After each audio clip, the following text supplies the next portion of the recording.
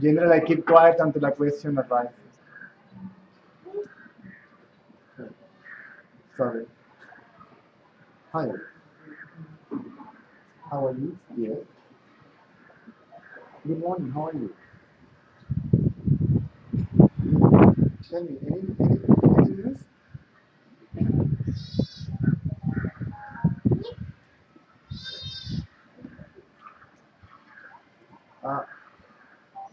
Uh, so we're gonna meet today evening, right? Okay, super. I'll just give you a quick call because I'm giving something at the moment. Okay. Good. Thank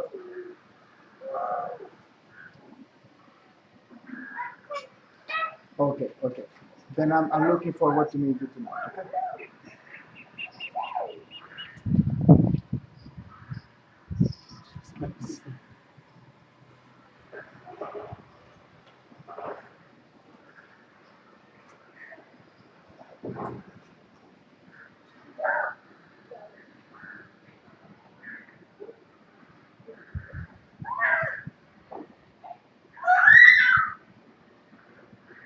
That's my little.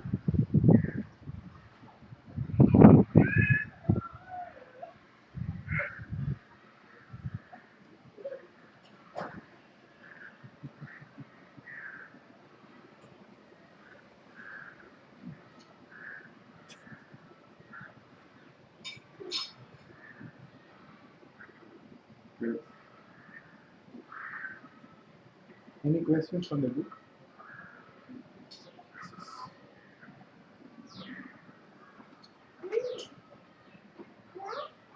See what happened when Nisargadatta told Christian that he was never born.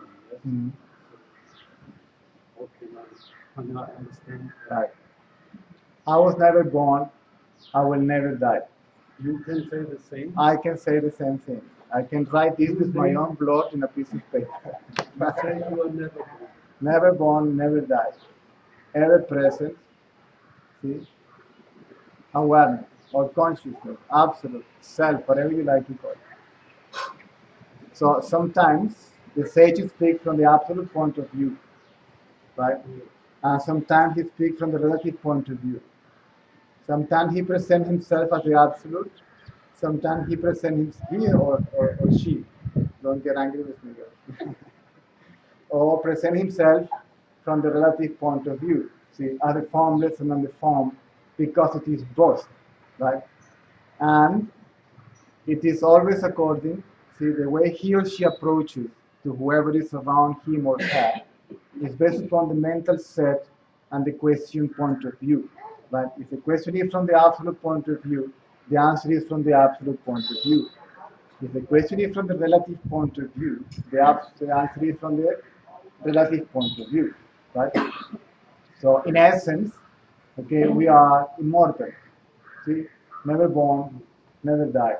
See, the self as such never come into existence, never ceases to exist, is ever present. Right? This is what he means I, which is the real I, right? Is never born and will never die. It cannot reincarnate, it cannot suffer from karma, because it is like the space. See what happens? Whatever you do to the space, nothing happens to the space, right? But this is not special for Nisargadatta, this is for everyone. This is everyone, it's you too. The difference between Nisargadatta and you is that he knows that and you still are on the way to understand that. Right? Why?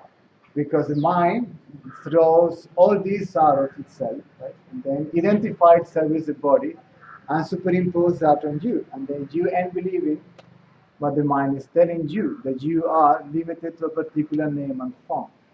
We are fooled by our own creative, illusory power. Shakti Maya mind, if you like to call it that way. So if you remove that veil, which is the identity with the body, then you realize that you are that and that everything is that. Nothing is separate from that. Nothing is separate from yourself. Nothing has separate, independent, autonomous existence. You are the very source, substratum, and witnessing of whatever is taking place in the whole universe. And universe.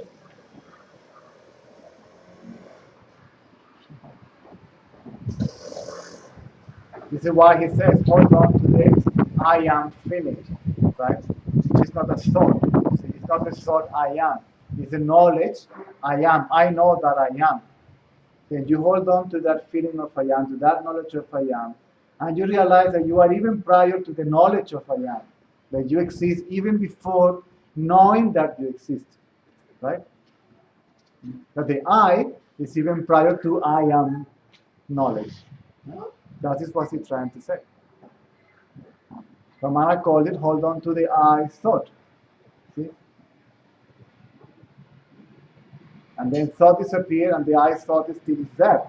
Quiet, but still is there. Still there is some sort of sense of individuality, right? Which is the seeker, waiting for an answer, looking for something, right? And then this one is realized to be also seen, to be observed, to be knowledge, right? And then when you realize that this is knowledge, you realize that which is not knowledge. See? When you realize the known, automatically you realize your known as the essence of yourself. That's the meaning of that. So when you get that, this is what I emphasize and overemphasize. You want to read books, read them all. But when you understand, okay, the practice of inquiry, then you can forget everything now and focus on that. Because otherwise, more reading, right, more knowledge is food for thought. When you want to understand this and you want to understand that why Caesar says this, why, you will never understand such a thing unless you realize it by yourself. Okay? So once the instruction of inquiry has been given to you, or surrender, then forget it all. You have to forget it all eventually, everything. Then you will speak from your own experience, not from any book or anything like that. Speak for yourself. This is people listening to Nisargadatta or Ramana or whoever it was, recording, writing, and then put everything together, editing, corrections, and then books are published, etc., etc., etc. This is what is happening to me now. After so many years of giving talks, now people are starting putting things together. I want a book. Let's work on this and that because we are not even interested in speak about this. Right? Yeah. All what comes out of here is based on a demand that is happening there. So basically, you created me to come here and talk to you. Hmm? For whatever the reason it might be, if there is any reason for that to happen. Right? How are you? You're back. Good. You got your dog and you came back. And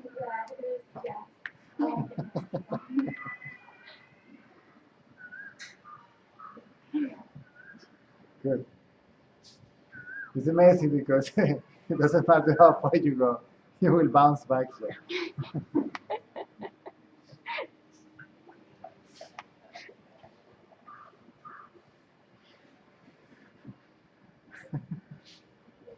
What to? This is the meaning of I am that. Right?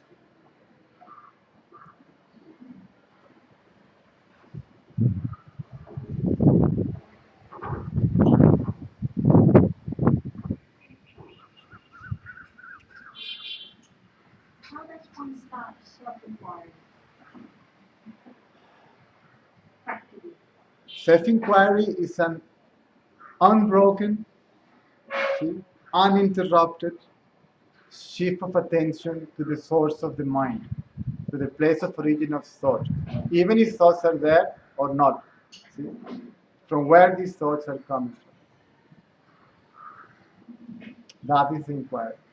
And don't let any thought to be the answer. Even if thought comes and goes, don't pay attention to them. Pay attention, see, to the one that pays attention to them. Who is aware of them? Who is the seer? That's the inquiry. A shift of attention from object to subject, right? And then from the subject to its place of origin. From thoughts to thinker, right? From where these thoughts are coming from, the answer is from me. As soon as you ask this question, the previous thought disappeared, right? Blah, blah, blah, blah, blah, blah, blah. From where these thoughts are coming from? This thought will disappear, and the answer is from me. This is the I thought, right? And then the next question is from where? Then who am I? And don't let any thought to be the answer. You can try now. Right?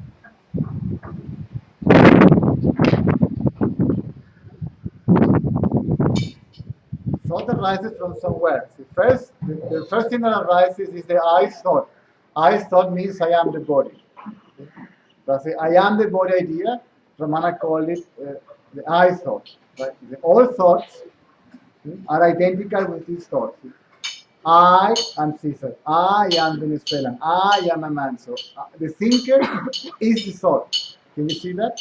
Whatever I think is not separate from the thinker, right? So the idea is to bring the thought to the thinker, right? And the thought disappears in the thinker, and see from where the thinker is coming from. And then the thinker will disappear also. And what remains is not a thought. Yes, until you get the answer, which is not a thought.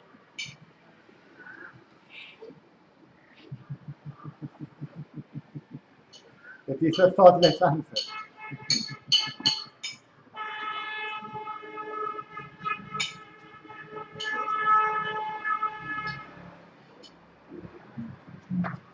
That's the I, and then I disappear altogether. Altogether, see? Yes. The I am the body idea, see, disappears altogether eventually, right? It will collapse once, see? But there is a tendency to rebound, right? Because the rest of ideas are not completely destroyed. And then there is a chance of re-identify ourselves with that concept, with that idea. I am good, I am bad, I am a spiritual seeker, I am this, that, or the other. Right? And these destroy all these tendencies, all these thoughts, all these beliefs, right? And when these disappear, the believer eventually goes away completely. For how long are you going to stay in India? You guys in Tiruvannamalai? Huh? 24. 24 of these months. And you go back home or you go around India? Now we come back. Home. So 24 and today is 16. Oh, what a pity. I'm leaving on 19th to another place of India for a week or so. Anyway, let's see.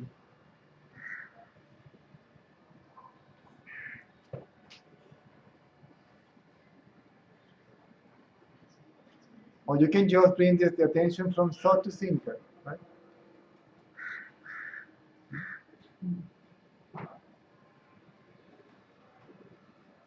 Another thought, from where does it come from? Another thought, from where does it come? Leave just a thought for the practicality of your daily activities, right? You need these thoughts, right? So let the thought arise, let it stay for some time, and then inquire from where does it come from. Do it gently, peacefully, not rush.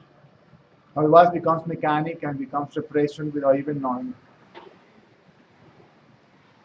This is why we are here.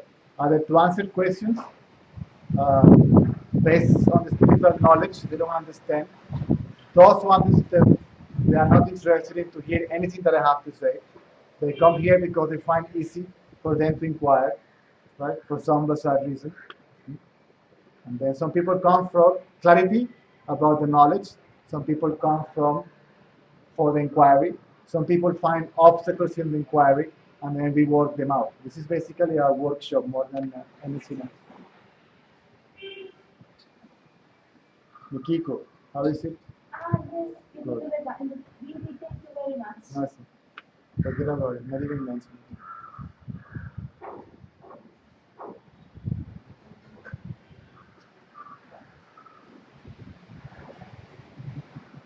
Hi. Oh, you're back. Come closer, petrified. Did you get the book? Which one? Who am I? In No, I was in out of session last 4 days. where? Out of session on last 4 days. Out I of? was not there.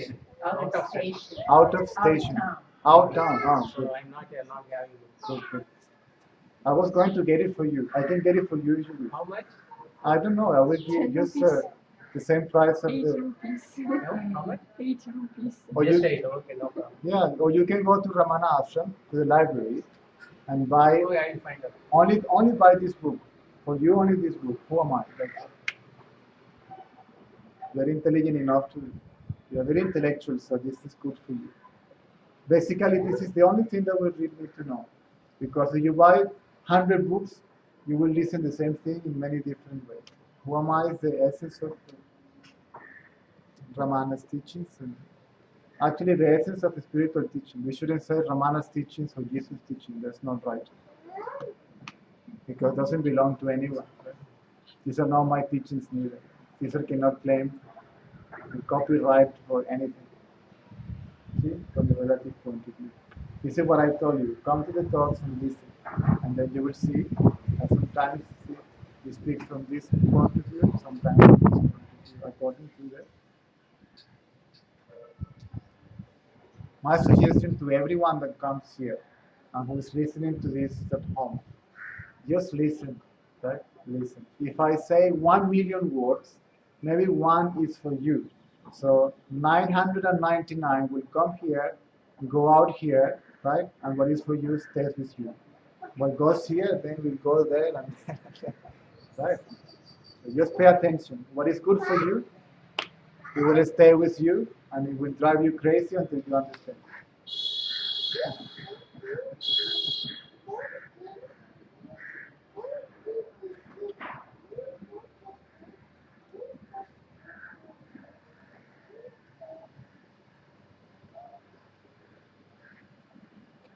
This session related to only the topic who am I or any topic related to any topic.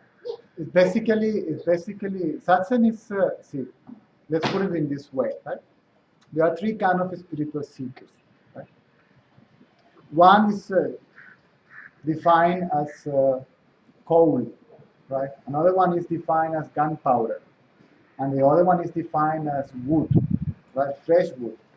So fresh wood, you have to cut the tree, see, chop it in small pieces, remove the skin, expose it to the sun, wait until it gets dry, then you approach to the fire and lights up, right? Then the gunpowder seeker, see, small spark, see, small incident, see, lights up, fire lights up. So the wood one and the gunpowder one, they don't need to come here. See, this one doesn't need to teach it. Right? It doesn't need to come to satsang. Right? And this one is not ready for it. It's not mature enough. Right? I'm not saying it's bad. I'm not saying it's wrong. It's not a judgment. It's a description of a fact. It's not mature. So these guys, the wood ones, you see them walking around Arunachala, doing ritual, performing pujas, putting their ears in front of a Ganesha statue, breaking coconuts and all that stuff. It is okay. Singing bhajans, repeating mantras, meditating, etc., etc., etc. Right? So the cold one, see, satsang is for the cold one. Those who are already somehow mature for it. Right? So the answers here are basically, if the question is based on spiritual texts, by all means, we can answer these questions. Personal questions, I don't know what to do with it. But it's basically about inquiry. See? Because as you understand that you need to experience this by yourself, I can tell you so many stories, I can tell you how immortal I am, etc., etc. What do you do with that? Absolutely nothing. See? You will not be satisfied with such an answer. If I had food now and satisfy my hunger, will not satisfy your hunger. See, you will still are hungry. So if I tell you I am full of myself, if I am separated with this knowledge, see, you still are hungry. Right? So you have to experience it by yourself. And that happens only either if you surrender to a higher power or if you inquire. See? Surrender is for emotional people, right? But you don't look at emotional man to me, you look quite intellectual. So the inquiry is for you. That's why I'm telling you, get the book, then we can answer questions based on it. Any question you can answer. If I have an answer, I give it to you. So, Any question. many people are coming doing satsang. What is your motive to do like this? Is it like a social work or in the name of God? Or many Indians are they're not doing in the name of Ramana, but why you comment it? To understand. Because I have no choice. See, I have no choice but to do this. You have no choice. We know that many rishis are also in this India, but they're not giving much importance in this uh, spiritual life. But your motive to understand why you are taking importance. I'm telling you, what am I doing this? Because I can't help it. See, I tried not to do this many times and see how far did I go. Right? As much as I try to do something else, see, I can't help it. I found myself again seated here in front of people, being bombarded by questions. Right? What to do? Let's call it destiny if you wish. See, my destiny is to do this. So I was arguing with it for some time, right? Because I didn't to expose myself to all these things, right? I argue, believe me, I argue big time. Even to my teachers, say you have to do this, and I say no.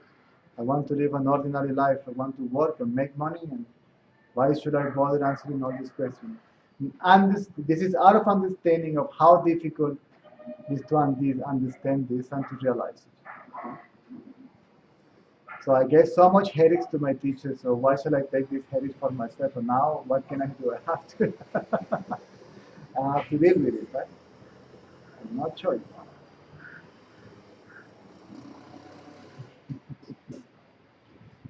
If you have a Caesar, where would you love to be? In New Zealand, see, surfing, see, no sharks, no spiders, no snakes, nothing is gonna kill you there, right? Can I go there? Can I do that? Obviously, I tried. Recently, let's go to New Zealand. I said to my wife, somebody offered the money to go, tickets and all that, sponsorship for visa. Look, here I am, see, surrounded by mosquitoes. Here anything can kill you.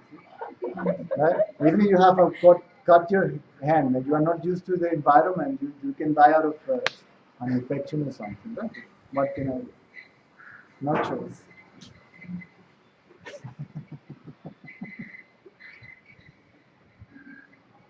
So be it. Every time I try to run away from this, my life becomes worse. See? Second time, it became worse. Third time was the biggest nightmare ever. And I say, okay, let's do this. And when I surrender to this, okay, back to India again. So what to do? Now I don't ask this question why to do it. My question is now why not? Let's do it.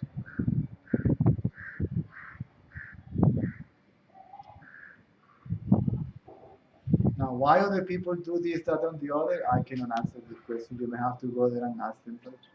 I cannot speak for anybody else, only for myself.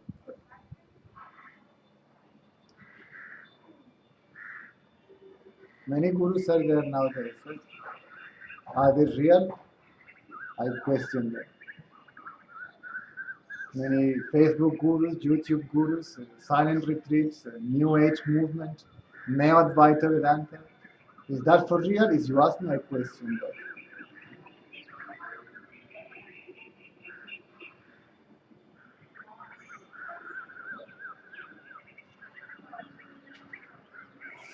So my suggestion is, this is the inquiry. See, when you say, why these gurus and why, see, the question is based on an object. Am I right? You're asking about something. That something is an object.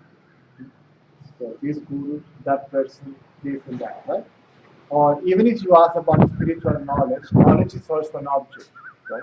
So the inquiry is to transfer the attention from what you know, see, the object, whatever it may be, to the subject, right? So the object will disappear, and what remains is the subject. Eventually, the subject also will disappear, and what remains is that which is neither a subject nor an object, and your own self. And that is the so-called self-realization. And I insist, when you understand the inquiry, forget about everything else. Stick to it. Everything comes out of that. And as a byproduct of that. You know yourself, you will know everything. All the knowledge about anything will reveal itself by itself.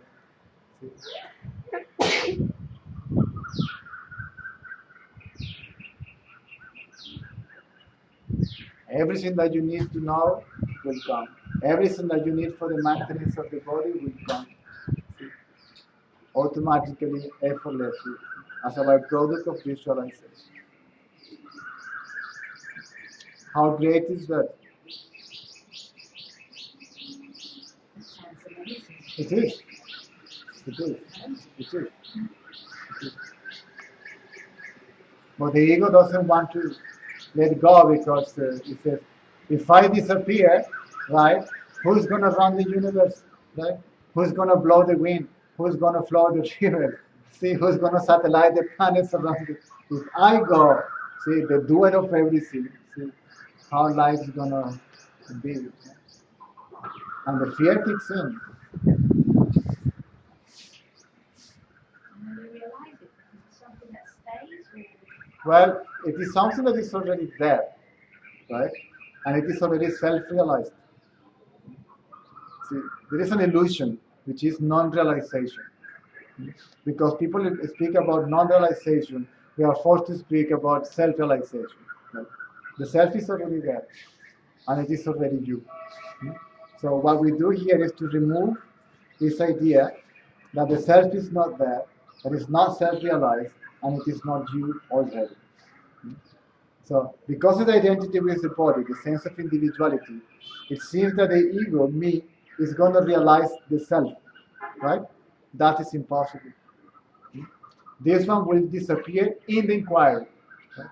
And what we realize is that the self has been always realized, has been our reality all along. does the ego keep on approach you after you realize? Well, it can happen, yes. It is the first expression of the ego after realization is I realize it. Right? Then they, right? And that has enlightened me. It's a very dangerous thought. Right? So the question has to carry on. Who realized what? Are there two selves? One that realized the other? So the self will reveal itself by itself, not by the effort of the ego, but it reveal itself by itself to itself, see, not to me, the individual self. Right? So we call it effort because the vagaries of the mind, see, the tendencies of the mind to run after an object and try to get it, or curiosity about it, and all that stuff. So you see that you have to make an effort. But in reality, it's not done by effort. It is not realized by effort, but by being still. Actually, that was the main teaching of Ramana. It's not even who am I. Be still. Mentally still means do not ask any questions. Don't want anything. So you can realize that what you want is already there and it is already you. Because the mind cannot keep quiet for many that easily, then you have to inquire. Right? So the mind keeps quiet and then you can realize that your true self is already there.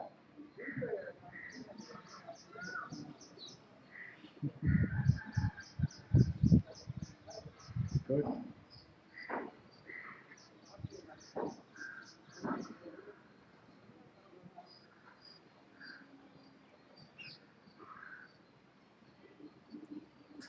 This is why I keep on recommending this book, Who Am I? Because I explain, see, everything there. The world is an object of the physical eye. Right?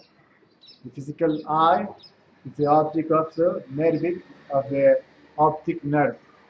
See? The brain, so the optic nerve is an object of the brain. Hmm? The brain is an object of the mind. The mind is an object of the intellect. See? And who is the subject of all that? I. Right? So I cannot be neither the world, nor the body, nor the brain, nor the intellect, nor the mind, nor anything, something else.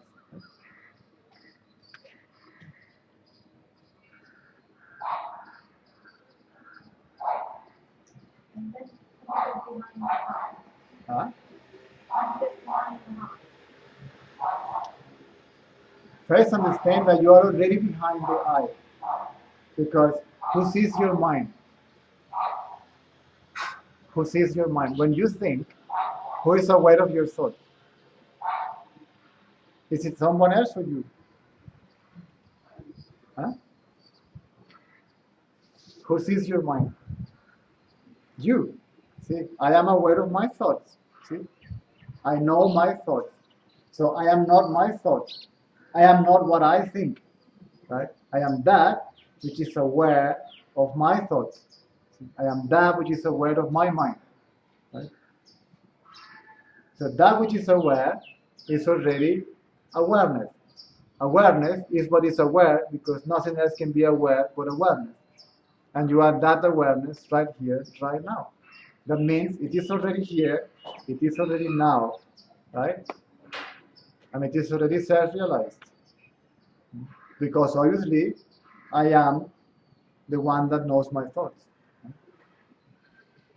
Because of the belief that there is an individual knowing the thoughts, knowing the body, see, then we question the reality of this individual. Who am I? See, I'm doubting, see, the reality, the nature, sorry, I'm doubting the reality of the seeker itself.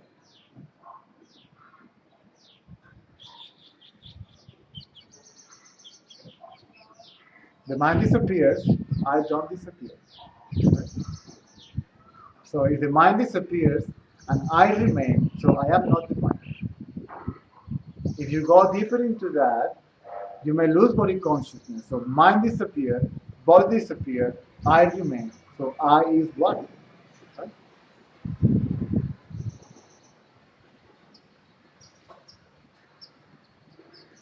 When we die, consciousness. That's consciousness. Well, just, when we die, we don't die. We can't die. Huh? When the body dies, what happened in deep sleep? That's something people do. Something keeps on thinking. Something keeps on living, right? That's a funny question. Normally we don't go into that because then we will go to other planes and all that. Don't deny the reality of that, but the body remains in a subtle form, but it doesn't reincarnate anymore. Just put it in that way. It is not death. It is moving to another place.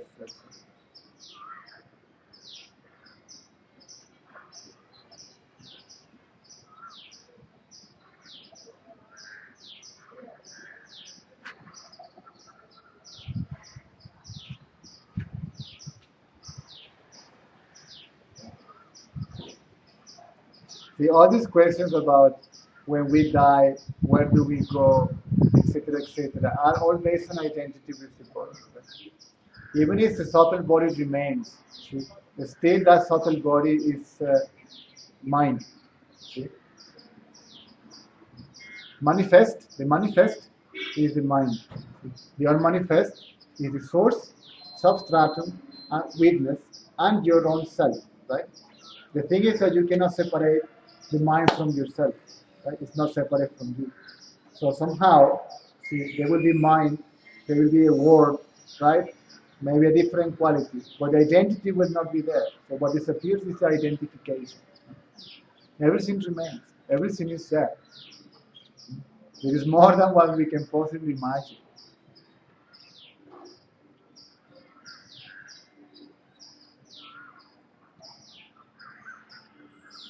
Anything that you are aware of or not aware of is mind. In deep sleep, what happened in deep sleep? What is the body in deep sleep? What is the mind in deep sleep? Gone. Right? How do you know? Because you are there. Right? So you are there in the presence and in the absence of the mind and the world. Right? So you are ever present.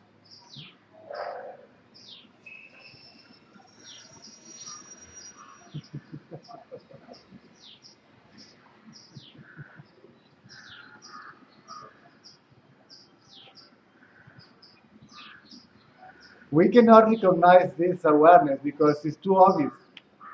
Right? It's too obvious. So, right? We expect God not wrong. Huh? Simple as that. So see, that's the problem, right? Especially Because again, the imaginary individual self has the expectation that something is going to happen out of the inquiry, that some sort of experience will take place, some kind of light will show up. None of the sort. See? You will never know actually what is it that you are. You will know that you are. See? But you cannot know it subjectively. You cannot know it objectively. See? So to know the self is to be the self. To know that I am that.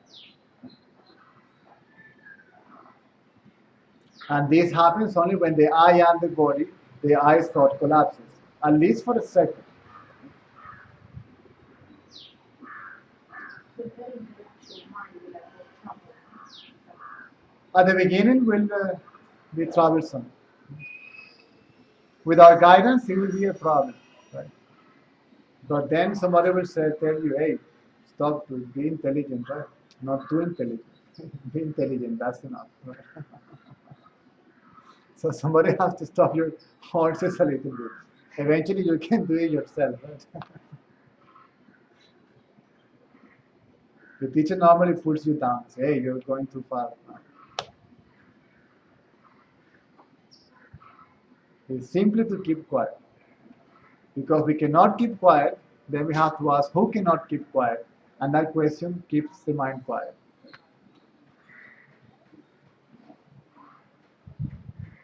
I was very intelligent. That was my problem also. Heavily intellectual. It was funny because for some time in my life I was terribly uh, emotional, romantic. Then I became heavily intellectual. And then my teacher used that cleverness against me. Who is the clever one? I. Who is this I?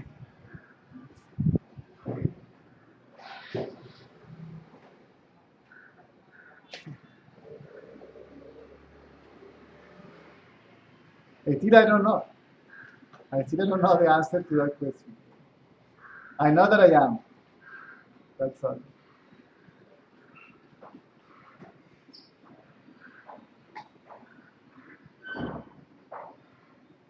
Now, in order to remain and to live in this life sanely and intelligently, like Yuji Krishnamurti say, I have to use the mind. Am I right? Otherwise, for security reasons, for safety reasons, I have to.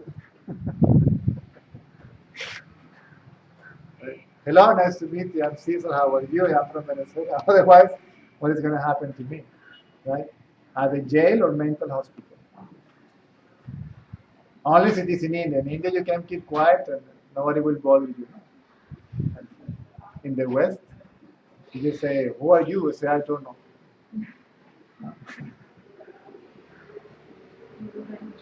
Police stop your passport. I have no identity. Oh, what is going to happen?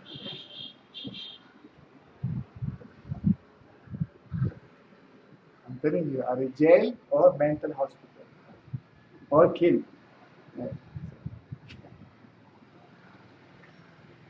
You have to go along with a play of illusion, knowing that it is an illusion. The difference between the ego and the no ego is that the ego believes it is real. Right?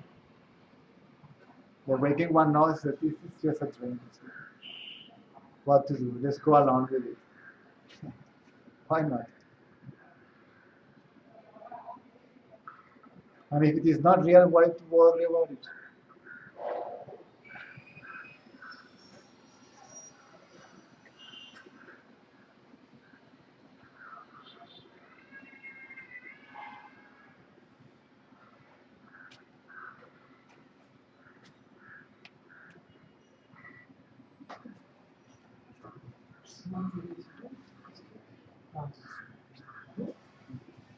Any questions from cyberspace?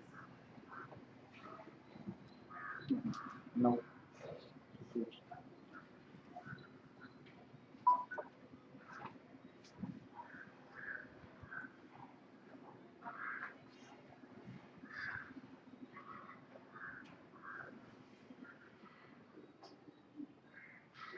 Normally the inquiry is guided, but I normally don't force anybody.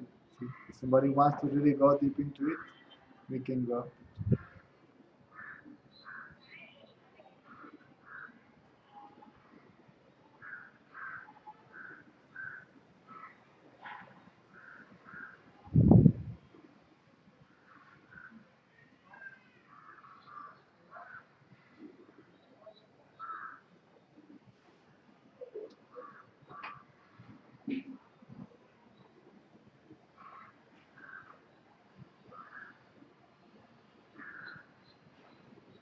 Come on, watch me. Yes.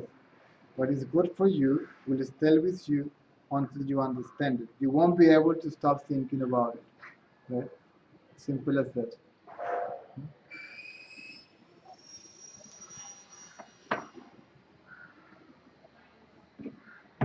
The man is like an elephant. See?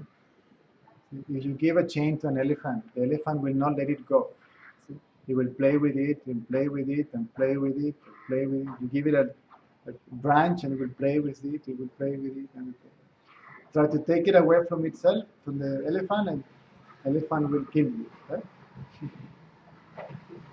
So we have to change the toy for the elephant.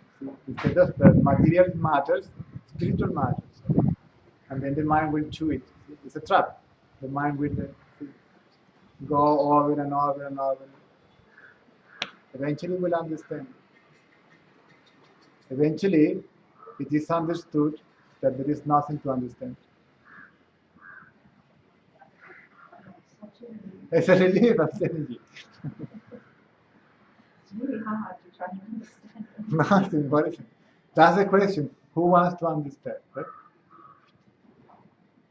See, the one who wants to understand itself is confusion because it is me. Me is confusing myself with the body. Hmm? So me is confusion, and confusion wants to understand something that it is impossible. That is impossible. Who is confused? Who wants to understand? See?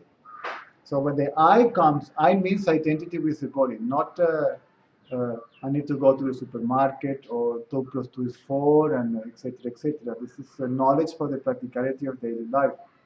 But when this thought, this idea, I am the body comes, whose idea is it?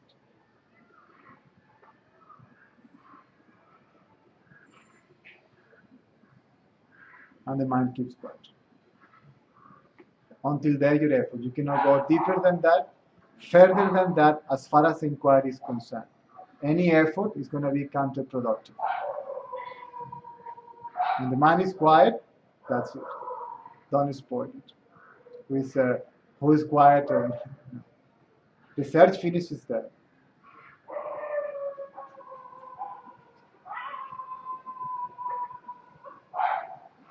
The inquiry, not the search, but the inquiry.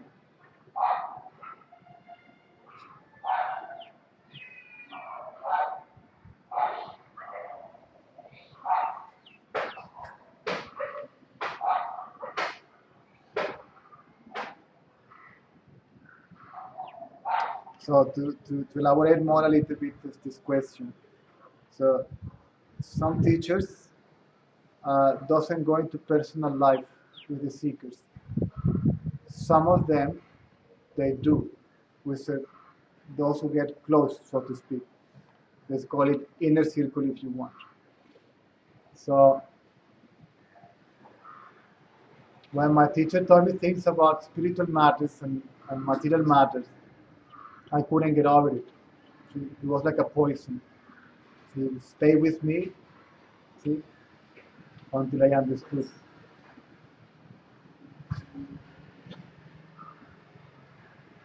He told me something about my personal life. I don't mind to share it.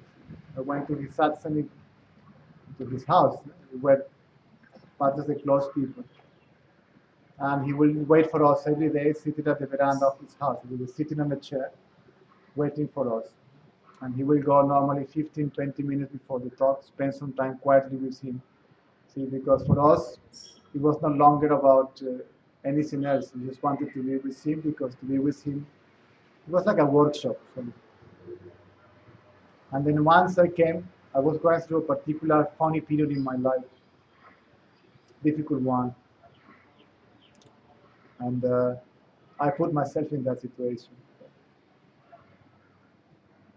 unconsciously, of course. And then I came to him, sat here, and he ignored me completely. Actually, he saw me passing by, and when he ignored me completely, so it's like he looked over me, and I sat beside him, and he ignored me for 15 minutes. And I already started shaking, see, boiling inside. What's the matter? And then he said to me, "Are you a man or a mouse?" And he kept quiet, and I was shocked by the question. And I said, "You know what? You are worse than a mouse." And he said, "And I feel ashamed of allowing myself to get associated with such a stupid human being. Get out of here, out of my presence. I don't want to see you ever again. Go away." So that was tough, especially because the tremendous amount of love. See, I found that there is no stronger and closer relationship than student-teacher. It's even closer than the one with your own mother, because your mother brought you here. See, the teacher takes you away from here, right? So it's very strong. Nothing can be stronger and closer than that. And I was devastated, see, but I couldn't, as usual. I would argue with him mentally, but never. And I went home and I was in a very bad shape. And I was so angry. Eventually, I got angry with him and said, "You know what? I'm sick and tired of this cranky old man all the time treating us like a piece of dirt. Why am I going there? Blah, blah, blah." And I took a taxi and I went to Bangalore. But funny enough, on the way to Bangalore, he came with me like a parrot sitting on my shoulder. Right? And I couldn't get over that. See, are you a mouse and a man? You're worse than a mouse. See, blah, blah, blah, blah. And then we chase away this parrot from here and we show up this side. See, you're a mouse and a man. And I was fighting with this parrot all along from Puttaparthi to Bangalore. There's a 4 hours journey, right? And then I booked a room, lie on my bed, switch on TV. I couldn't watch anything. There was this thing in my head driving me nuts. Eventually, I switched off the TV and I surrendered. See? I stopped fighting with what he said. And when I stopped fighting with what he said, I understood it. See? When I stopped fighting with what he said and even trying to understand what he said, it did click inside of me. And it was a very big decision for me to take.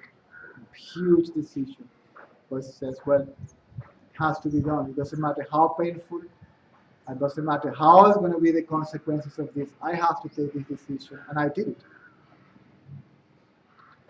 And my life changed completely.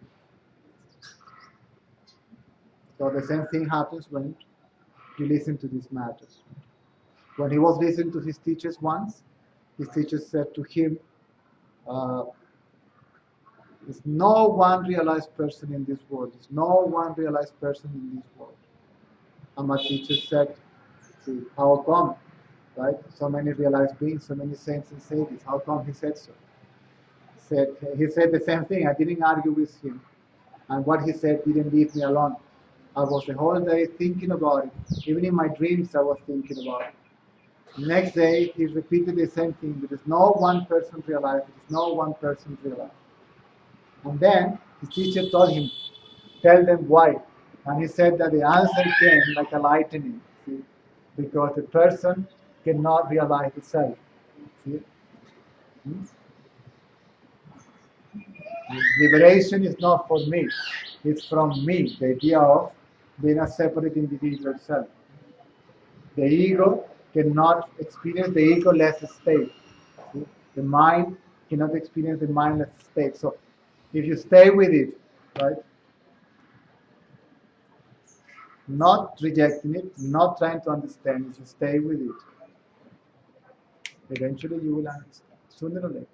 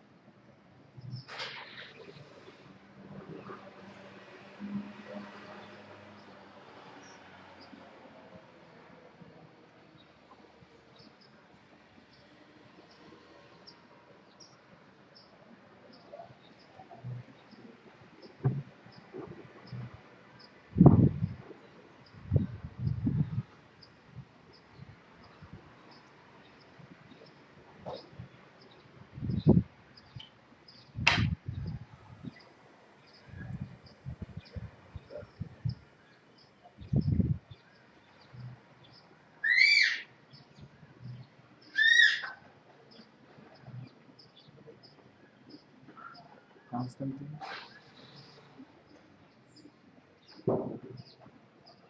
How is Constantine?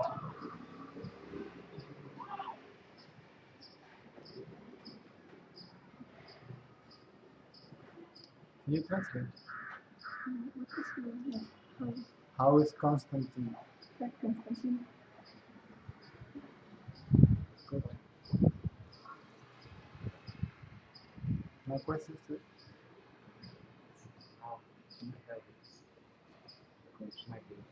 Maybe later, in the evening.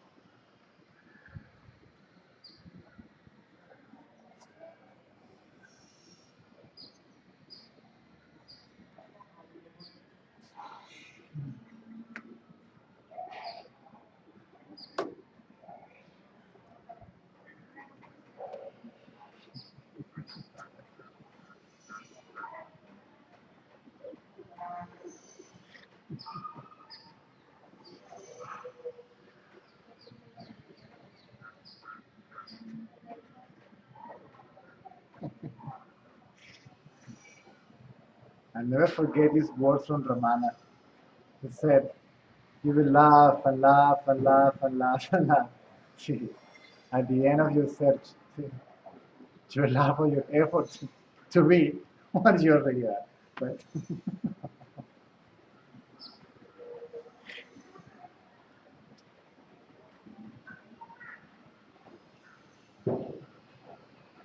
I'm smiling because I understand everything you're saying, but it's the discipline. Yes.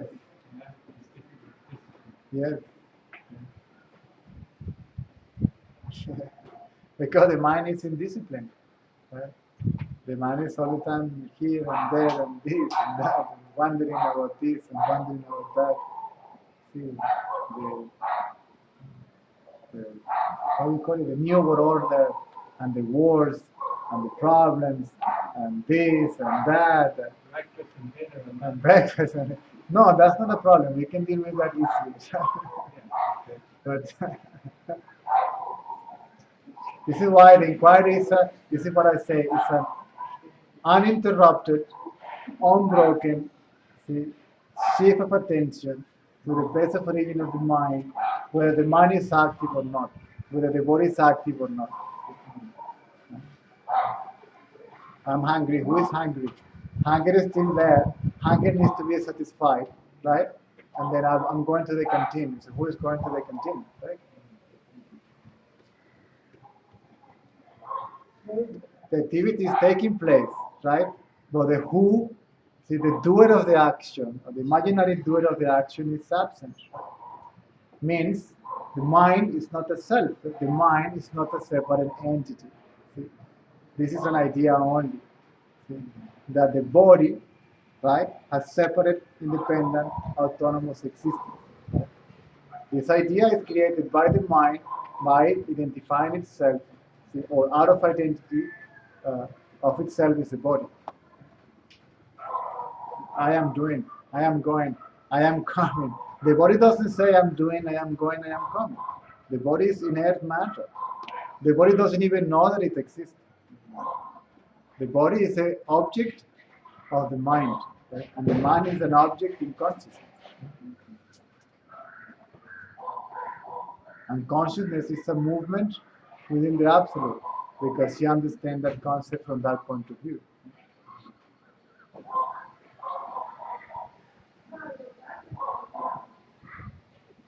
So we have to change this attitude of the mind. See? Every time that goes outside, to bring it inside. Right? And then the mind eventually realizes it's better to stay inside. See, it's very quiet here, very peaceful here. Why should I go anywhere else?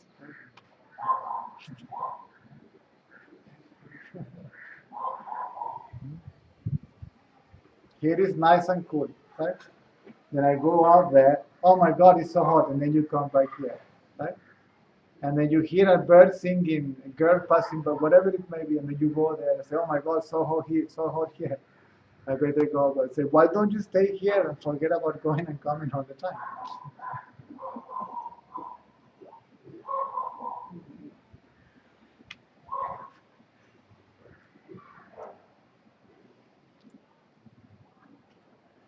You stay at home until you realize that you are home.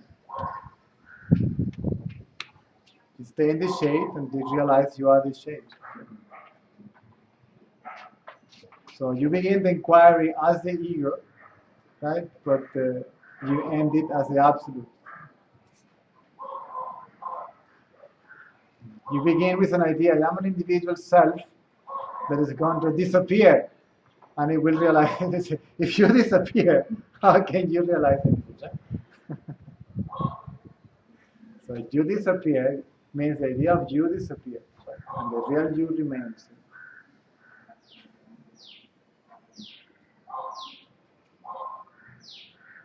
That's the paradox. And from that perspective, it still make decisions to do. Oh yeah. Oh yeah. See, from there are no perspective. From the absolute point of view, there is nothing to say about it. There's no judgment. You are not concerned about the quantity or the quality of the activities of the body and the mind. Right? You just do it. It's just You happening. mean the trust. You will not do it. You will see how it happens. Right? Because this body is already happening. I am not happening the body. See? I am not making an effort to grow my hair. I am not like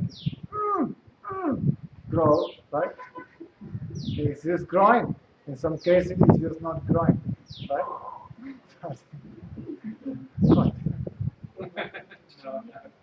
Right? So, what is it, right? Heart is beating, right? Digestion is happening, blood is circulating, wind is blowing, sun is shining, everything is already happening, right? Without any apparent effort, without desire, without any reason, without the mean of knowledge how to do it. So, So, for example, if you are overeating right. before realizing No, this is because you're Italian. What to do? it's coming from that, and will you still be overeating? No, no. All these things, see, all these things comes to a point of equilibrium, right? We overeat because we say, this is delicious. And then when you say this is delicious, you create the concept of pleasure. When you create the concept of pleasure, the ego wants to give continuity to that experience because its identity and its existence is based on that momentum. It wants to give continuity to that momentum. It wants to give momentum to that experience, and that is impossible, right? And then I want more of that, right? And if I cannot have a more of that, then I will develop a system, right, to make sure that I can have it all the time and I can get as more as I want of it. This is why we develop addictions, right? Now, if I consider the experience to be unpleasant, it's the other way around. I don't want more of that, and I will develop a system to make sure that that doesn't happen again. So when the mind is quiet, then you feel the body. Then when you feel that the body is satisfied, you stop. You will be surprised how little this body needs to survive. In general.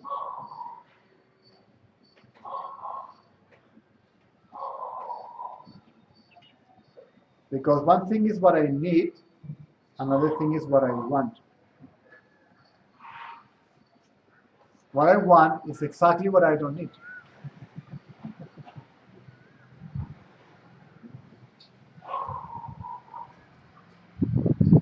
And that by itself brings a point of equilibrium again. See? In the whole world. Because what I have extra here is what she's lacking there. What I have extra in my room, in my closet, is what she's looking for. And then that brings a point of equilibrium. So we don't take from nature more of what we need.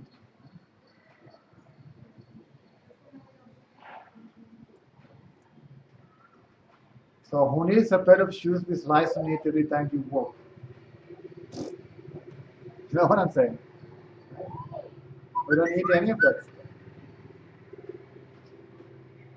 When I go to these huge supermarkets, see, I don't know if they have them in India, but in Russia, in my country also, you enter to this shop, it is huge. I get dizzy. When I see the aisles, the body is not even used to, to, to cope with that. It is forced to cope with it, right? It is trained to cope with it, and it damages the sensitivity of the body, damages the brain, nervous system, the body itself. We don't need all that stuff.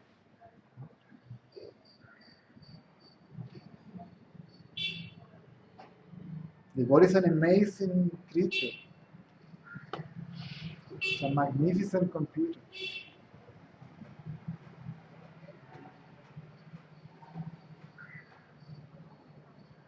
Overeating, oversleeping, over talking, over anything.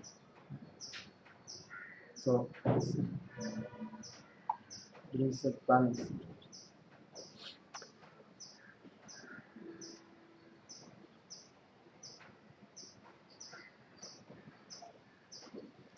Neither too much, not too little. Right? Because some people go to the other side. Right? Spiritual, especially spiritual people, see? Fasting, celibacy, silence vow. These are natural functioning of the body. No need to punish the body in such a way. Let it function, see, naturally.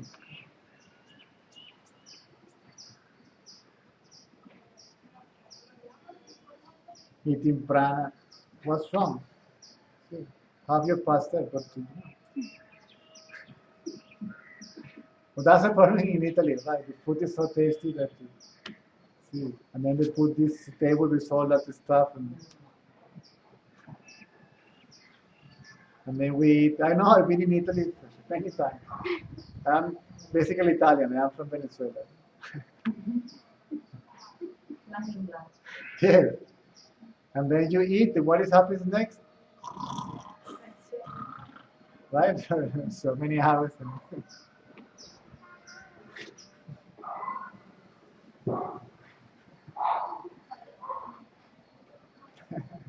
Spain also. My country also.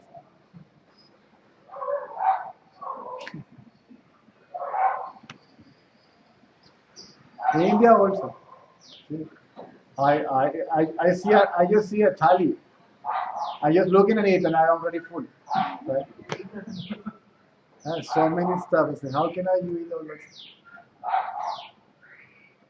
It also depends upon the physical activities, right? More activities you perform, you may need more food. Right? Some people don't. Right? So it's not point of reference. See? So when you set a standard and then you feel obliged, see, to fit into that standard, then I remember when I was traveling a lot, uh, when you always get you always travel with the benefit of the guru, see, which is the guru treatment, guru spoiling, right? See, all this is for you, and then somebody invites you for lunch, and then it's like food like for an army, right? And then, no, you have to try this, and you have to try this, and you started putting on weight. You're looking like a cow, got sick, and I said, guys, you are happy because you see me eating, but I am unhappy because I'm getting sick. So what's the point? It's a very high price to pay. See? My illness over your happiness. Or the other way around. Correct my English if I say something stupid. Haven't said anything yet?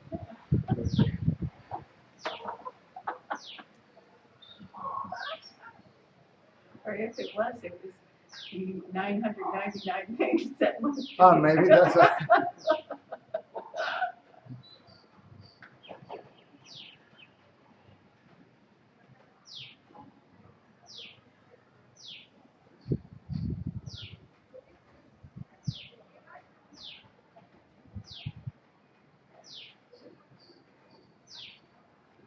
you just say it is happening by itself. Yes?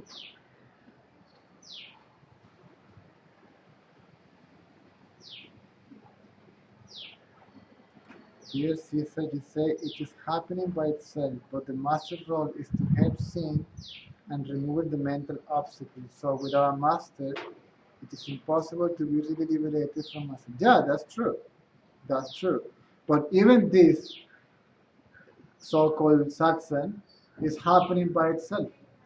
That's a question that comes sometime from the website or cyberspace. Yes.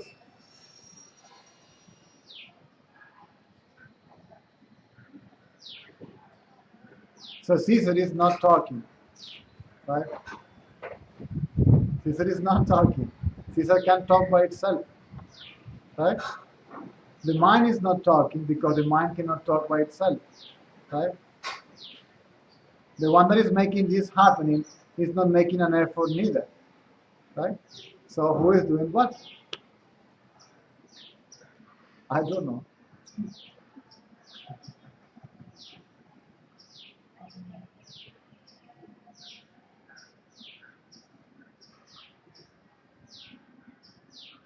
There is no question about it. Rarely somebody can get this without some sort of guidance or advice or call it teacher if you want.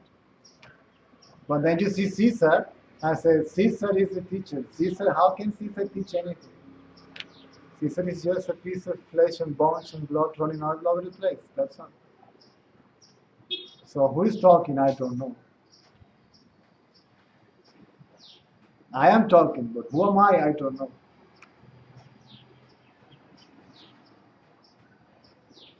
And the words are just coming and the body is just moving. See? I am making it happen, but without intention or desire, without effort, without the needs of knowledge, and without even knowing that I'm doing it. What to do?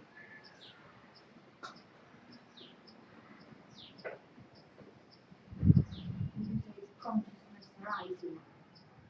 Hmm? You say it's consciousness rising. Uncertain. Huh? See, we have to clarify that because we use the word consciousness. Some people use the word consciousness for the manifest, which gets activated and deactivated. See? When it's activated, it presents itself as the awakened state, right? The awakened state. We corrected that, yes. Anyway, when it's deactivated, it presented itself as deep sleep, right? When it still is associated with experiences on the awakened state, it presents itself as dream state, right? That's consciousness in this context. The word consciousness in this context means that, right? But there is something here, right, that is aware of this getting activated, deactivated, rising, and setting, right? This is, from this point of view, awareness, right? That which is aware of consciousness appearing and disappearing. So this one doesn't know that even that it exists when consciousness is deactivated in deep sleep. It exists, it is, but it doesn't know that it is. Right? You see how much it cares or is bothered about having a body or not. See? So when consciousness arises, this knows, the first thing that this knows is I am. Right? Then the mind arises, and then identity with the body takes place and becomes I am the body. And this is Mr. and Mrs. Ego, idea of separate, independent, autonomous existence.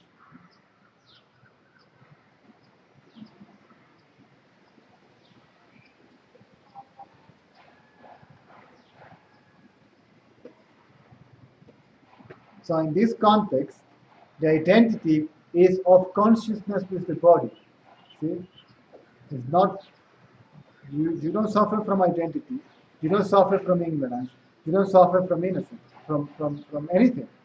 The thing is that when consciousness identifies itself with its own content, right, then, because it's not separate from the absolute, and the absolute is just aware of it, so the absolute has no choice but to become what is aware of, right? It's like a canvas, it's like this. Right?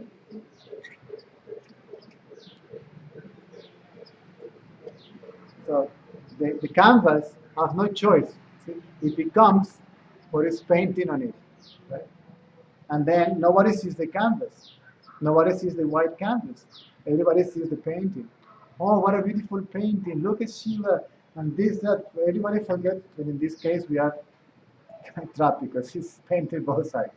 You know what I'm trying to say? When you project something on the cinema show, the screen, right?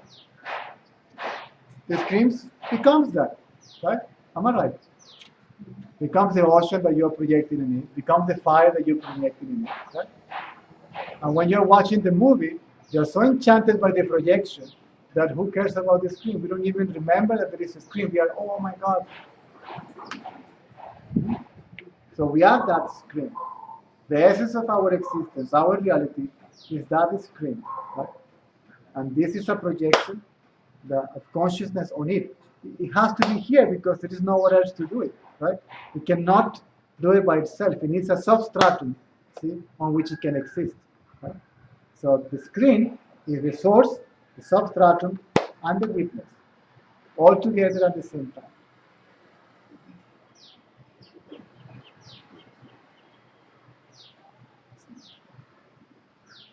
I just don't use the terminologies in the same context, but you see? You see, we were talking about it the other day. So the answer has to be given according to whatever she understands from it. And that may create confusion in the audience. What is it?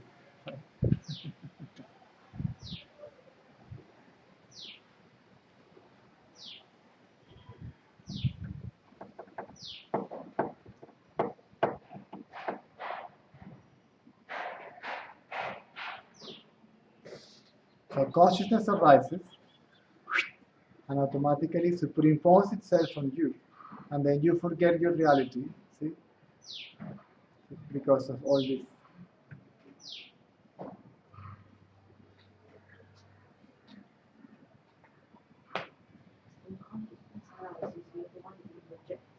Yes. And in deep sleep, what happened in deep sleep? It is also projecting that on you. And then you say, I am sleeping. Right? You are not sleeping. Right? You are witnessing deep sleep. You are witnessing dreams. You are witnessing the awakening state. Right? So all this appears and disappears. Right? The witness is ever present.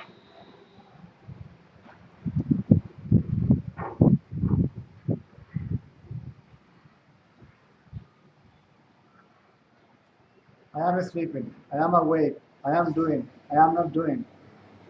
Who is this I? From where does it come from? It keeps quiet.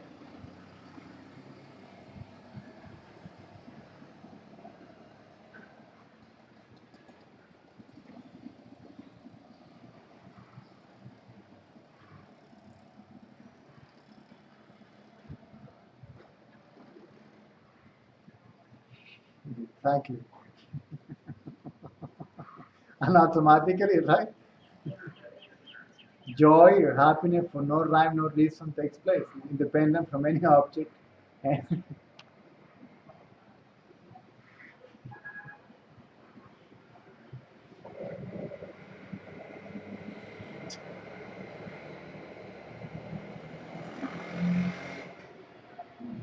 the body is still breathing in and out, right? It's still perceiving the sound, right? If I tell you, see, what is the color of your pants? You will say it is white, right? What is the color of your pants? White. See, you don't lose your memory. You don't forget anything. Right? You don't become mindless. You become egoless.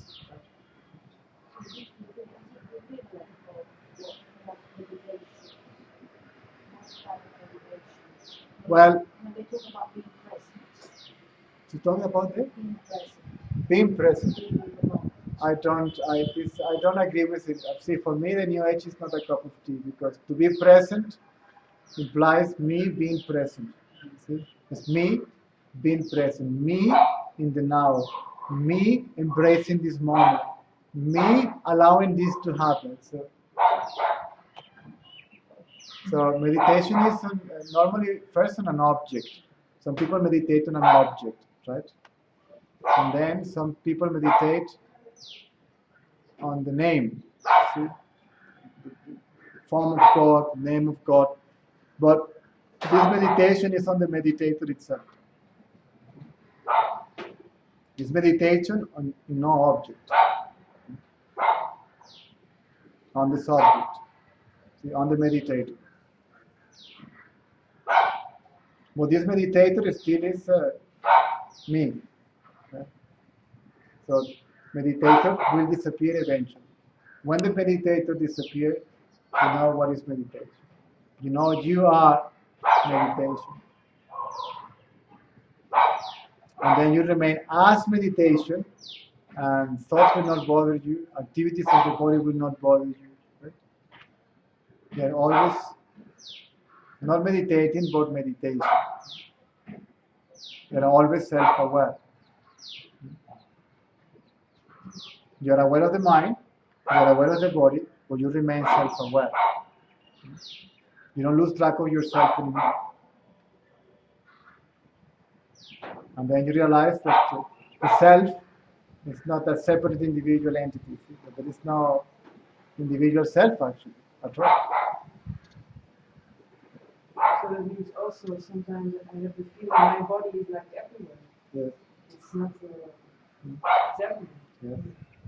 When the identity with this particular individual form disappears, then every body is my body.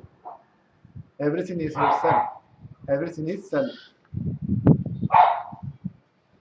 And then you know what is compassion, then you know what is love, then you know what is empathy, then you know all these beautiful things. You can know it only then, not before. Otherwise, you're practicing to be kind, you're practicing to be, you're trying to. If you're trying to, so it cannot be. What to do?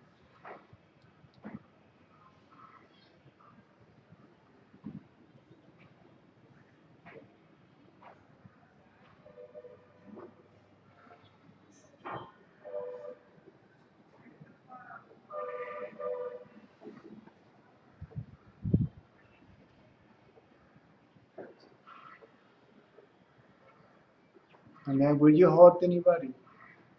Would you lie to anybody? Would you cheat anybody? You can't. You won't be able to.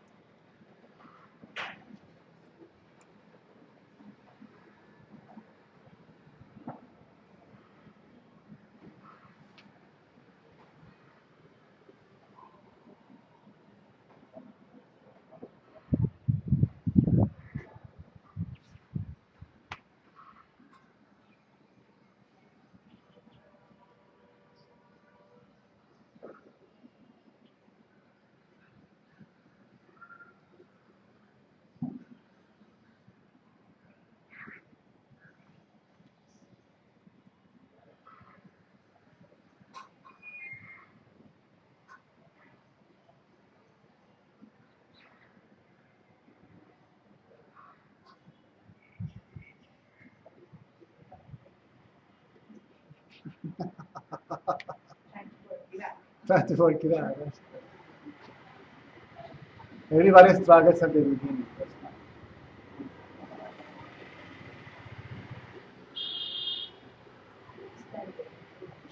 Right. Now, see, who is this I now? No. Inquire. Who is this I now? Look for it. From where does it come from? Have a look.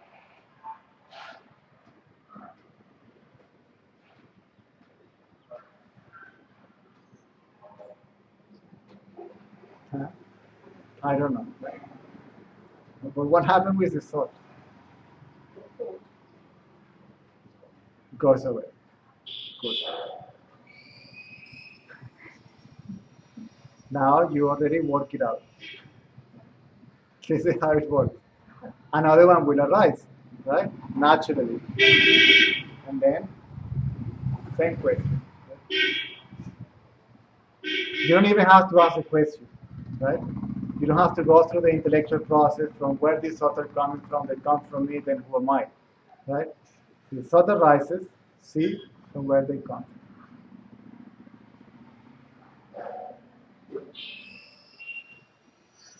And they disappear.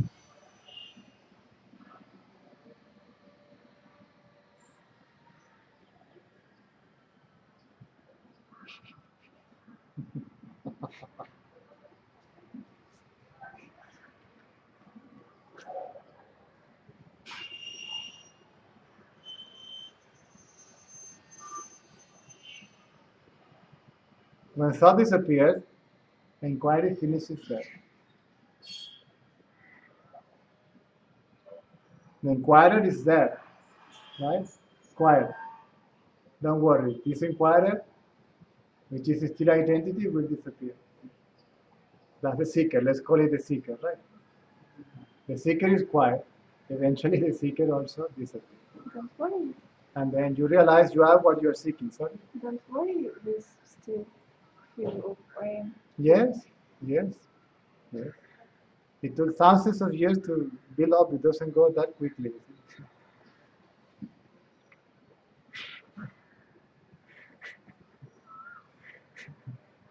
Unless you work it out before, but it doesn't seem to be the case. Right? No problem. See? Don't make it as a target or a goal. Forget about targets and goals, because then you start thinking in terms of time. right? And then when this is going to end, my God, it's going to take ages, not in this life, in the next one. Then the question should arise. See, who is saying so?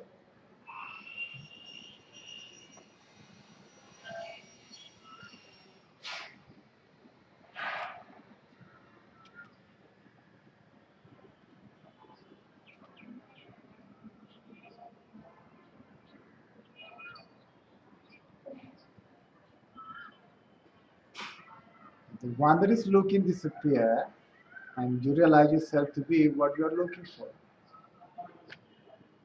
And then you will laugh. Love or love? Laugh and love, the same.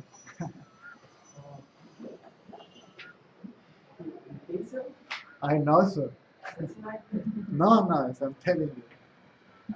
Joy and love is not different.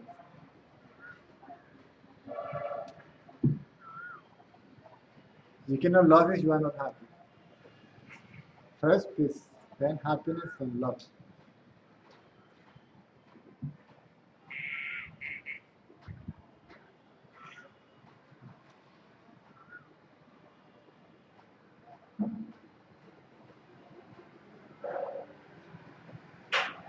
Nice combination together.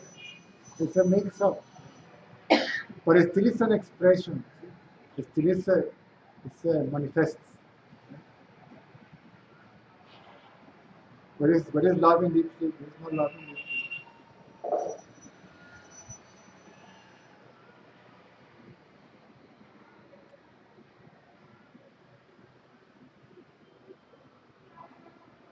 Love is pure mind.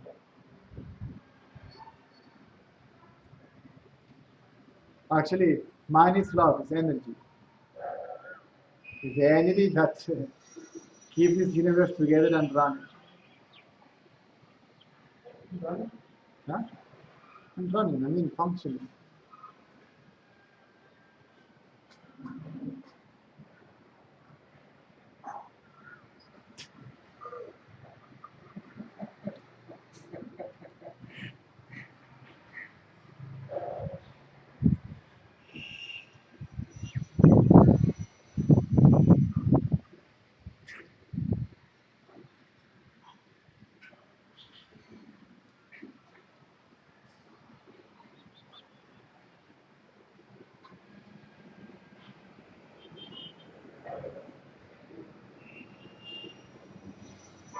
This is what Nisargadatta Maharaj said, right? Sometimes there is nothing, and sometimes there is love. And between these two states, I live. Right? Sometimes there is no expression at all.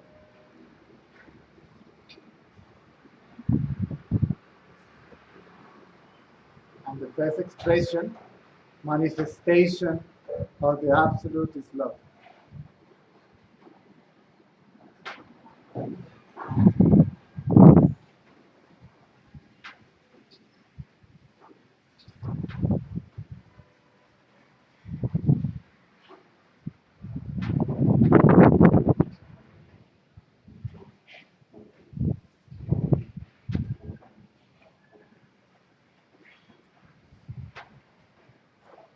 What about this going on in the world at the moment? So where this thought is coming from? Yes. No, How no, do I deal with it? no. I'm telling you how to deal with it. From where this thought is coming from.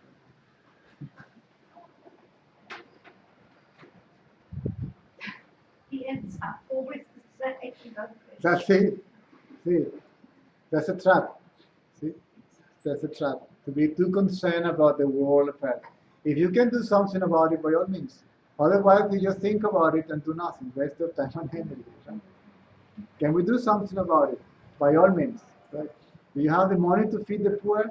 By all means. Do you have the political power to stop the war? The war? Then by all means. You don't have such a power. You don't have such amount of money. Then forget about it. How? Now, this is what I'm telling you. So, from where this thought is coming.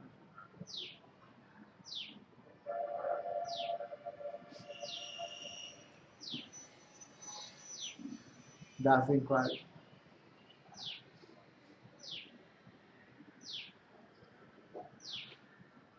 and all this is forgotten. Am I right? Still is there. You are not bothered by it.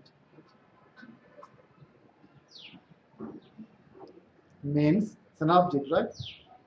So the mind is trying to grab an object, to think about it, to worry about it, and sometimes to suffer. See, it's looking for an excuse. You are the responsible of my suffering. See, no, you, right? Or you are the responsible of my happiness. So don't dare you divorce me, otherwise I will die. Then this is the object.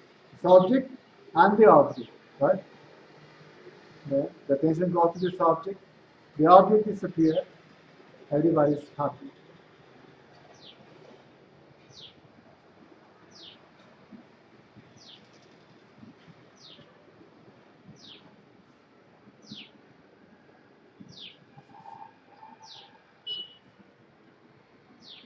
Because if you pay attention to this, who is worried about the world? Me. See, me is again, I am the body idea, right? The I thought. Then from where this thought is coming from.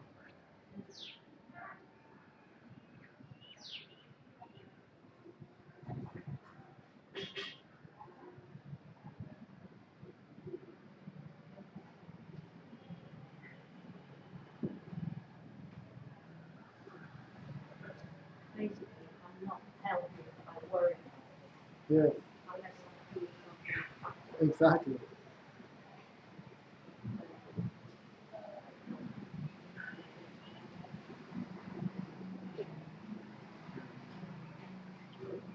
Do you have a Facebook page? Are you on Facebook? And then I just created a page with the essence of what we need to know about this subject, right? And the last chapter is obstacles and traps. And this is one of the traps. That's a big one. Is my ego is a sufferer, right? Because my experiences are more suffering than anything else. Then I will look for food for suffering. See?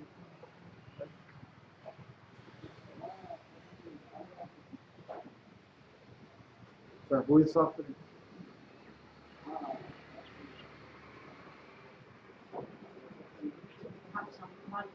Yes, exactly.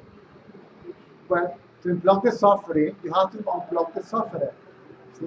When the suffering is not thinking about the object that makes it suffer, the sufferer is not suffering. Right? Me is not suffering. It's quiet. Eventually it will disappear. Right? But to disappear, all these tendencies to grab an object and think about it positively or negatively see, has to go first.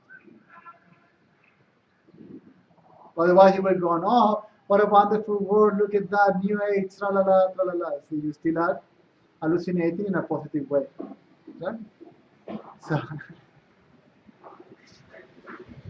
so positive hallucinations, negative hallucinations produces positive emotions and negative emotions. So emotions come from the same space, ego.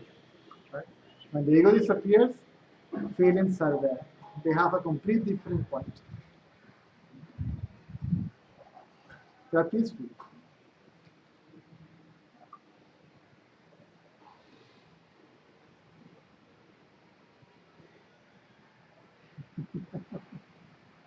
Good. What is your name? Vivian, and your name, sir? Steve. Steve. And you guys live where? Italy or England? In the UK.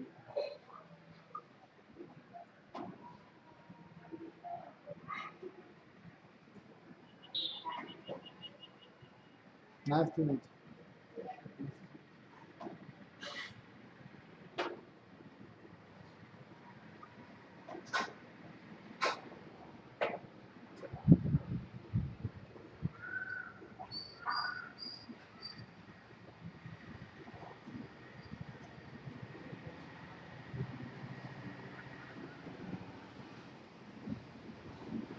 See, those guys are not asking questions. See, these guys are quiet, right? See, they are either thinking and feeling shy to ask questions about what they think, or they are genuinely quiet due to the inquiry. For some reason, they find it easier to do it here than over one.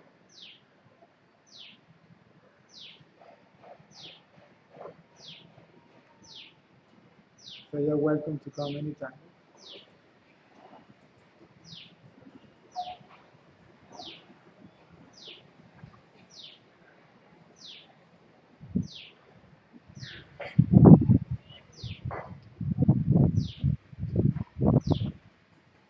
Because in this case, the mind is not quiet. See, it's there thinking, when will I disappear? When will it go? Right? When this is going to end? Right? So it's not quiet. It is. It may not even produce thought, but it creates a mood. See, if the ego becomes more refined, subtler.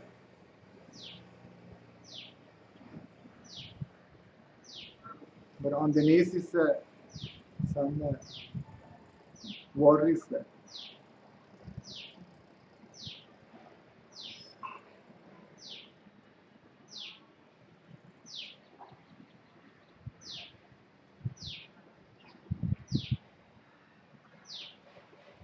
If the man is quiet, then who is looking for what?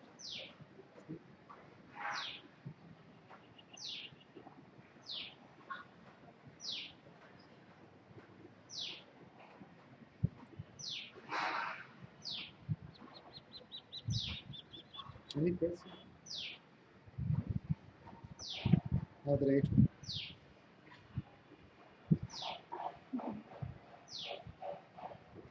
Moderator.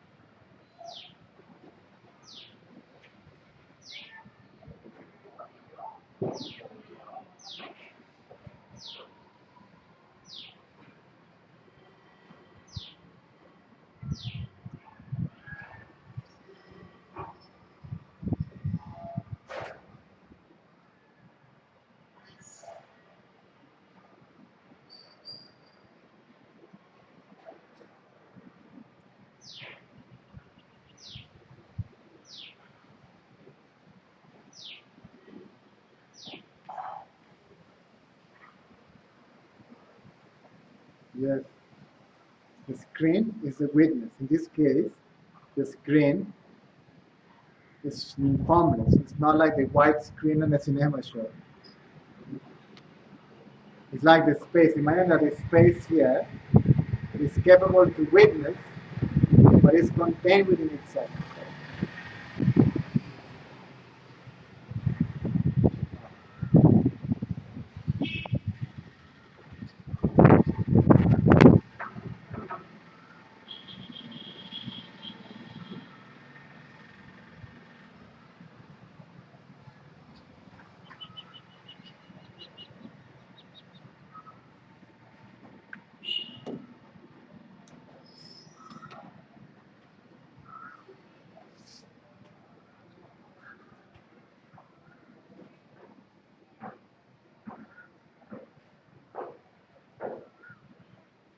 If I feed everybody with tasty food now, what happens to the space? Nothing, right? And if I take a weapon and kill all of you, blood everywhere, what happens to the space? Nothing, right? So everything is happening in the space. Nothing happens to the space.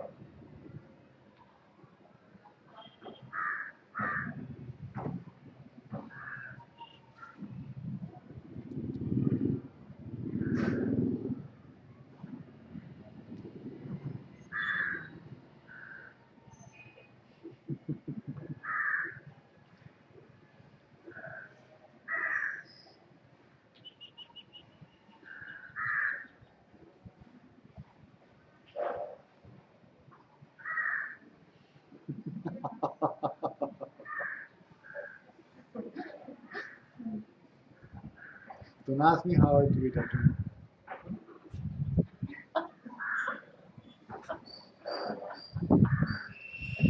I don't know. If I know something is that I don't know.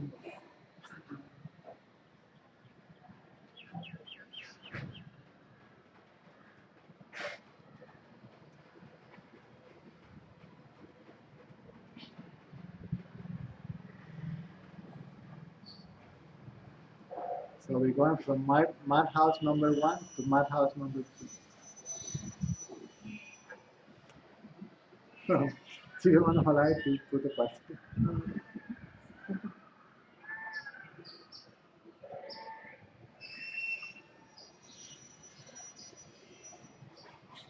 And are we having satsang tomorrow on full moon day or not? Well, if you don't live, if you live a Pradakshina road, then you're going to be trapped there. If you live nearby, then I don't think it's going to be a problem to come here. I'm lucky because I live behind Post Office Road, so I don't have to even hit the main road. I go right and let's see. We can try. Let's see what happens.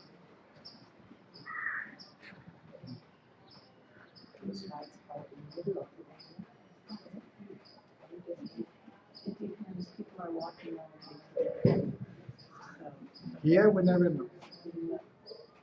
it's in the paper. Have you noticed? Full moon, right? Tomorrow. Yes.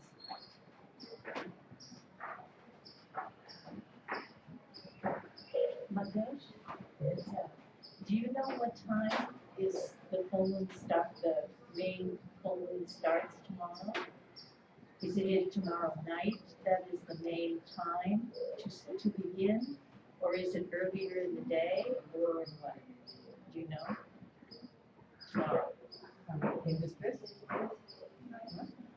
I You don't should- know. okay. I don't know. You don't know. All right. Never Good. mind. Good. Oh, yeah. No, he only knows how to cook. That's the only thing. Very good, very good. Maybe you can ask the Good how food. they will come. Good, very nice food. No, it's not. I was told.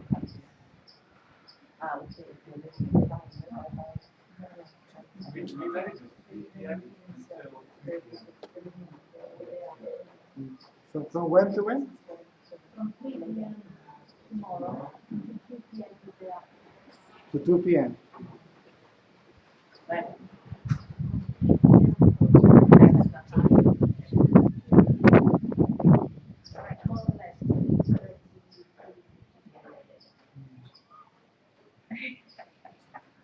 well, sometimes if it's really starts at night, then during the day it's not too bad.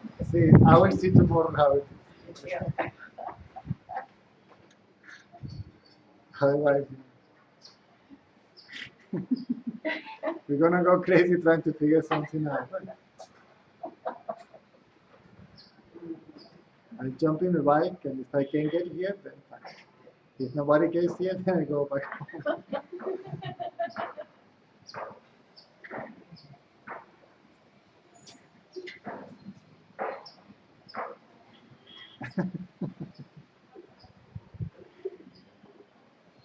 I was never that interested. I don't know why. Not festivals. Not. Yeah, well, I was just, it's not that I'm interested, it's just, For me, all these festivals is just a crowd, a lot of dust, a lot of dirt, a lot of illnesses. and a lot of times you can't get up through on the phone because there's so many people using their cell phone. That's all what I know and then happen.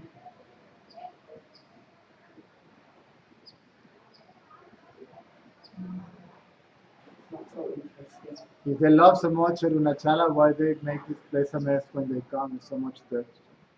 And if this is love and devotion, I'm sorry.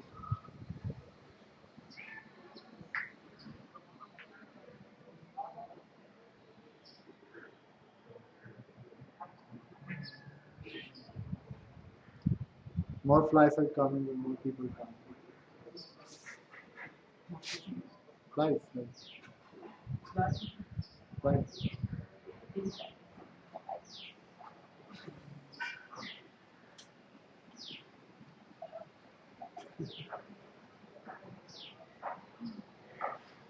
That's true.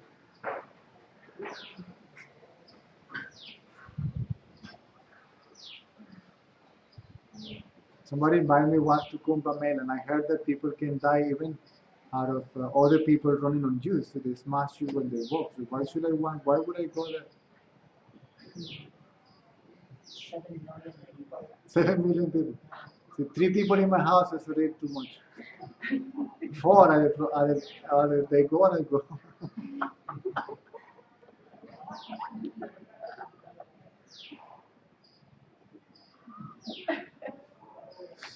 One is already too many.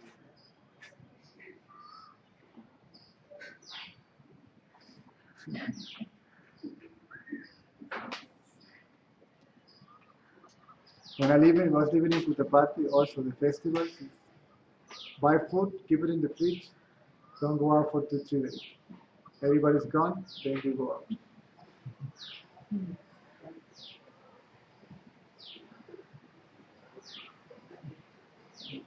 Enough cheese, enough bread, enough tomatoes. Uh,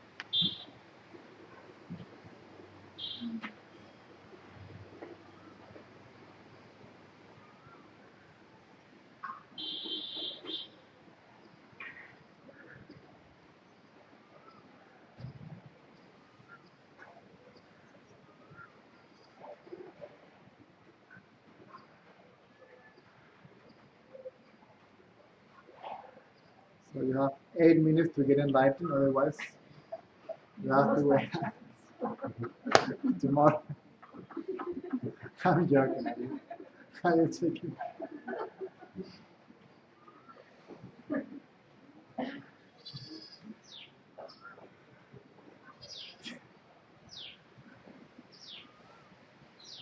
Some people say that awakening develops the sixth sense, right? And I said that no, there is only another sense that wakes up after awakening, seventh sense, which is the sense of humor.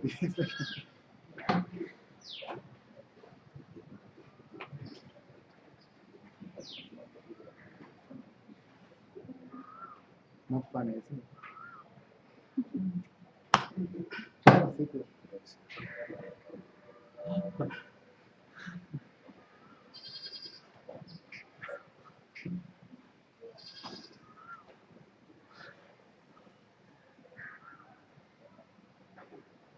It's only 9,000 years. Come. Only 9,000 years.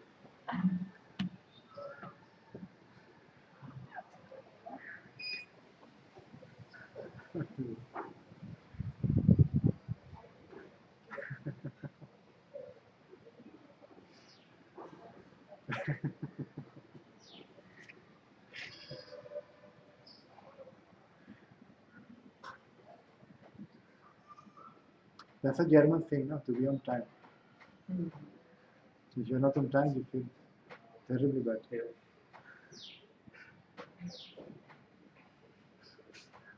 Disrespect. You're not on time. Disrespect. It's true. I don't like to be late. Well, sometimes you know what to do.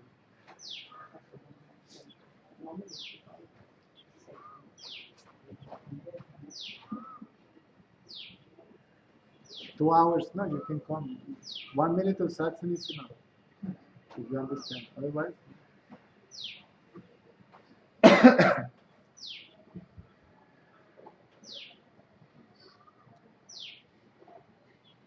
it's practical.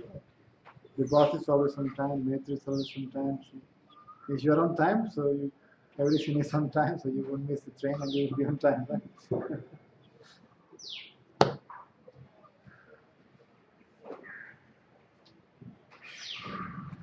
India? Mamma mia.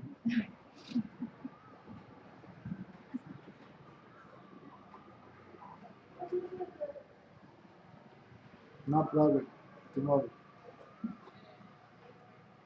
Okay, okay, okay. No problem. Tomorrow.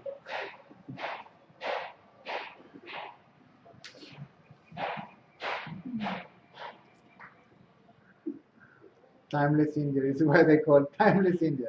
Right?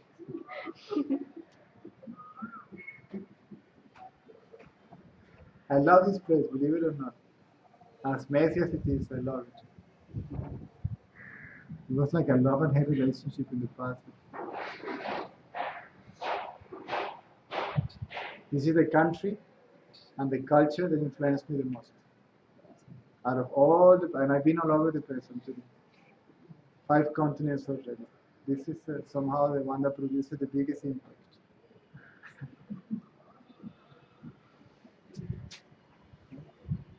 India killed me. What to do?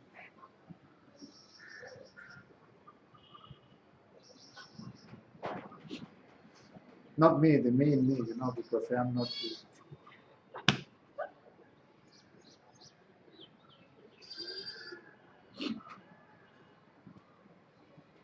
So it's impossible to forget your roots.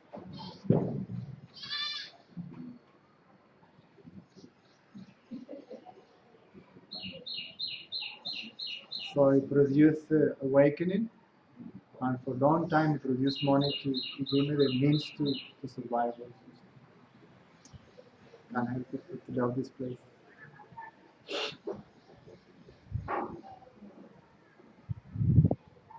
And their people.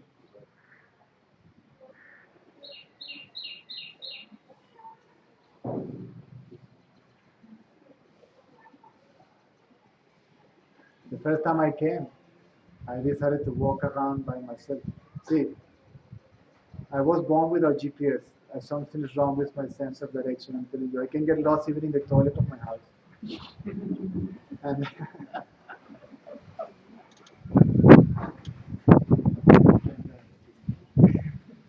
then I got lost. It was like 3 a.m. because I couldn't sleep. When I came here after awakening for 10 days, I was like going bananas. And then I was just walking around, so much energy. I got lost 3 o'clock in the morning. And I was hungry and I was thirsty and I was tired and I was worried. Well, not worried, but I was lost.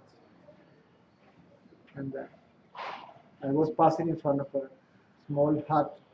At that time, there was nothing here. There was no chance to find a cheese toast or anything like that. There was nothing for foreigners. And if you look for accommodations, forget about apartments and rooms like now. You have to knock people's doors house and rent a room in their house and to live with them. There was very few choices to stay here. No Western food. We were burning on our shelf. We were burning on the way inside, and we were burning on the way outside. On the way out, there was fire going everywhere. See? Anyway, suddenly there's a man lying on the floor outside of the small hut, and he looked at me and smiled straight away, and he did like this, and I didn't, I just sat with him. I said, "What does he want?" And I sat, and then the wife woke up also, right? And also shake their head and smile. And this woman, 3 o'clock in the morning, this woman switched on the stove, right? Cooking pot and prepared some tea, right? And gave me tea. They gave me a few biscuits, water. And when I was satisfied, they didn't even know what was the place I'm looking for, but they guessed it's a man no? And I said, and I found my way. So, these things you can take it, and you can't. Nobody can take this away from you.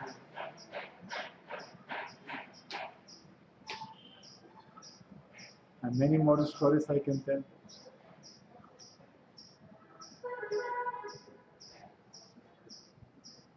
That is real Indian culture for me.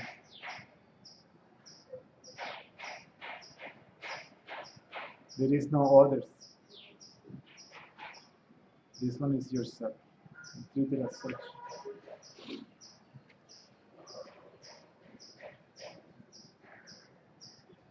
There are no others. But you are not correcting me. You are... Okay, because I'm not. No, I need to improve my English. Because it disturbs the line Really. of communication, of thought. Then later. Yeah. It's okay, Julie will do it.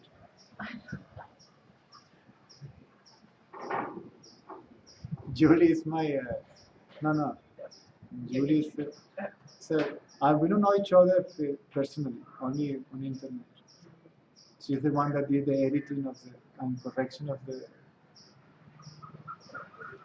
my new web post Facebook thing.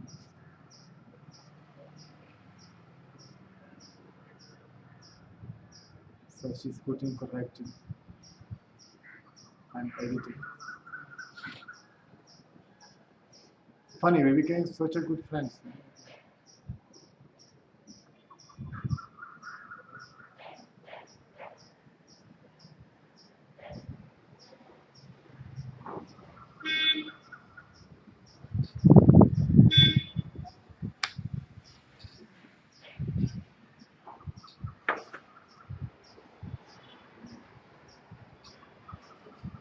Well, time is over.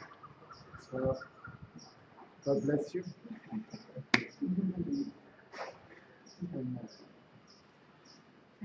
Tomorrow, same time, if the crowd allow you to reach here.